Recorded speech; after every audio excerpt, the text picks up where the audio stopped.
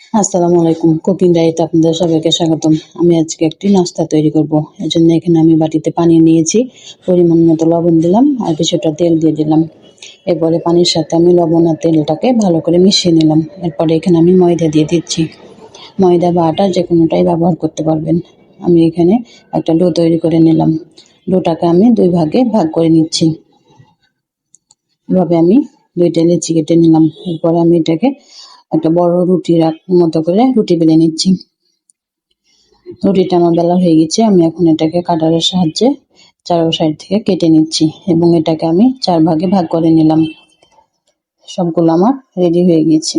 আমি এখন এখানে 2টা সেদ্ধ ডিম নিয়েছি। ডিমটাকে আমি এভাবে চাকুর সাহায্যে কেটে নিচ্ছি। আমি এখানে ডিমটাকে 4 ভাগে ভাগ করে কেটে নিলাম এবং এখানে ডিমটা দিয়ে আমি এটাকে ভাজতে দিচ্ছি।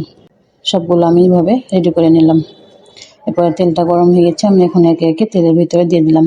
যারা ফেসবুক থেকে দেখছেন তারা ফলো করে দিন এবং শেয়ার করে দিন। যারা ইউটিউব থেকে দেখছেন তারা আমার চ্যানেলটি সাবস্ক্রাইব করে দিন। আমার নাস্তাটি যদি আপনাদের ভালো লাগে তাহলে অবশ্যই বাসায় ট্রাই করবেন। আমার ভিডিওটির সাথে থাকার জন্য অসংখ্য ধন্যবাদ। আল্লাহ হাফেজ।